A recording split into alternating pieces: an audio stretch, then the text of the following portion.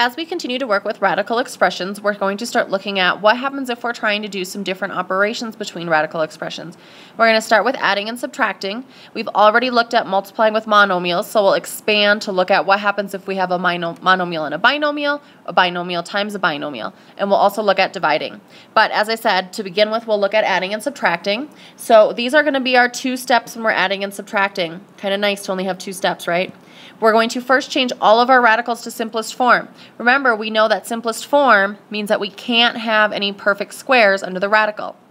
Then we're going to add or subtract our like radicals, and I'm going to define what like radicals are in just a moment.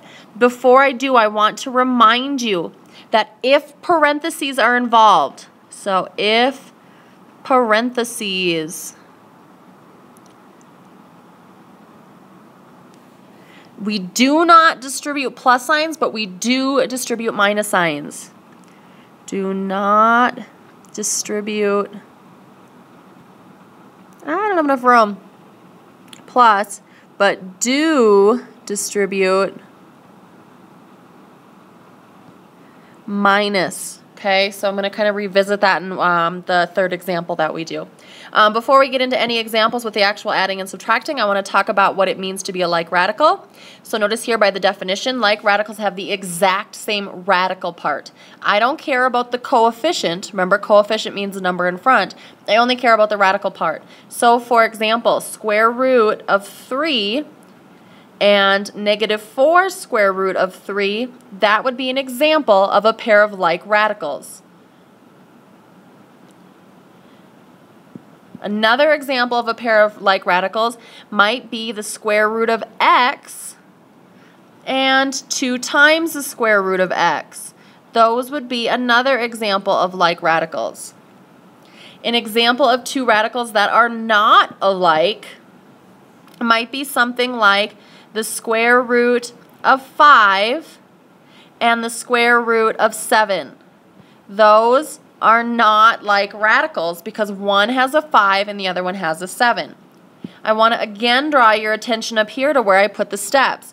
The thing you have to be careful of is we cannot determine if they're like radicals until step 2. We have to first put them in simplest form because at first sight we might think that 2 radicals are not like radicals, but then after putting them in simplest form, realize that in fact they are like radicals. So let's look at some examples. In the first example, I'm asked to simplify 3 times the square root of 20 plus 2 times the square root of 5. So I don't think I can fit the example. Oh, there we go. I can get the example of my steps in. So looking at my steps, first thing I have to do is check to see if all radicals are in simplest form. So I ask myself, does 20 have any perfect squares in it? So if I think about my list of perfect squares, and I jot them off to the side here, my perfect squares might be something like 4, because 2 squared is 4, 3 squared is 9, 4 squared, 5 squared, 6 squared, 7 squared, okay, and I can keep going. So I'm going to ask myself, can 20 be divided by any of these? And I know that 20 can be divided by 4. So I'm going to go ahead and say that I have 3 times the square root of 4 times the square root of 5, since 20 is 4 times 5, plus 2. I'm going to do the same thing with 5. 5 cannot be divided by any of these. Since it cannot be divided by any of my perfect squares, I'm going to leave it as a radical. Going ahead and cleaning this up a little bit, I know the square root of 4 is 2. So I get 3 times 2 times the square root of 5 plus 2 times the square root of 5. Well, I also know that 3 times 2 is 6 square root of 5 plus 2 square root of 5. If you think about what we've talked about before, when I'm adding or subtracting, I'm piling things up or taking away from the pile. So if I have 6 square roots of 5 and someone gives me 2 more or adds 2 more square roots of 5 to me, don't I have a total of 8 square roots of 5? So notice that this is going to be very, very similar to adding with variables. Just like 6x plus 2x is 8x, 6 square roots of 5 plus 2 square roots of 5 is 8 square roots of 5. Let's look at another example. Example 2 here. First thing I do is check to see if my radicals are in simplest form. 50 doesn't look to be in simplest form, neither does 27. I'm not really worried about the 3 and the 5 because I kind of lost my list here. But if I had my list a little bit more available for myself, I would notice that 3 can't be divided by any perfect squares, neither can 5. 50 can. 50 can be divided by 25. 27 can. 27 can be divided by 9. So I'm going to go ahead and rewrite those. So 3 square root of 3 minus 4 square root of 5 plus square root of 25 times square root of 2, since 25 times 2 does give me 50.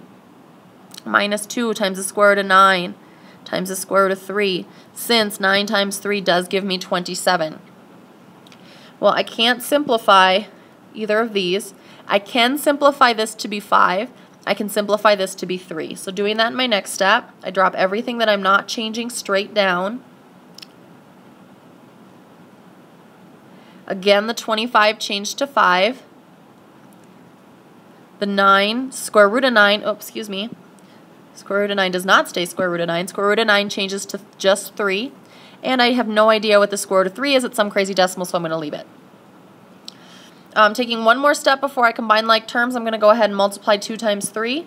So I have 3 square root of 3 minus 4 square root of 5 plus 5 square root of 2 minus 6 square root of 3. Now that everything's in simplest form, I'm going to combine like terms. When I combine like terms, I'm going to notice that I have 3 square roots of 3 and minus 6 square roots of 3. Nothing else is like terms, so those are the only two that I can combine. The other two just stay the same. So my final answer is, so if I have 3 square roots of 3 and someone takes 6, I'm in the hole 3 square root of 3. I still have to drop this down, minus 4 square root of 5. I also have to drop this down, plus 5 square root of 2. And that is my final answer. It's long, but that's the best I can do, because even though I have a bunch of radicals, they're not alike if they don't have the exact same radical part. Looking at my third and final example. Notice in this example I have some things in parentheses. So if you remember back from before when we talked about adding and subtracting with polynomials, we have the same rules for adding and subtracting with radicals. I can get rid of these back parentheses by distributing the minus. There is nothing to distribute in front of these parentheses, so I can just drop them. At the same time, I'm going to notice that 32, yes, it can be divided by 4, but because I'm more familiar with my perfect squares maybe than you are, or because I'm using my calculator as a tool to assist me, I also know it can be divided by 16, so I'm going to go with the bigger one. We already saw before 27 can be divided by 9, 50 by 25, 48 can also be divided by 4, but even better, it can be divided by 16, so I'm going to do that as well. So I'm going to drop my front parentheses, rewrite 32 as square root of 16 times square root of 2, plus 3, rewrite 27 as square root of 9 times square root of 3. I'm going to distribute the minus to the 4, giving me minus 4. 50 becomes square root 25 square root 2. I'm also going to distribute the minus here, and I get plus square root 48 comes square root 16 square root 3. So take a minute and absorb that, because I kind of did a lot in one step. If you need to rewind and kind of re-watch my explanation for everything I did, make sure you're doing that. In this next step, though, I'm going to go ahead and simplify the square root of 16 to be 4, the square root of 9 to be 3, the square root of 25 to be 5, and the square root of 16 to be 4, giving me 2 times 4 times the square root of 2, plus 3 times the square root of 3, minus 4 times 5 times the square root of 2, plus 4 times the square root of 3.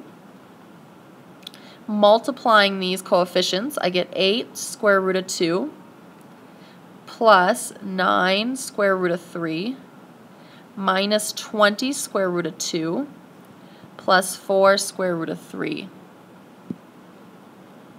And now the last thing to do is combine my like terms.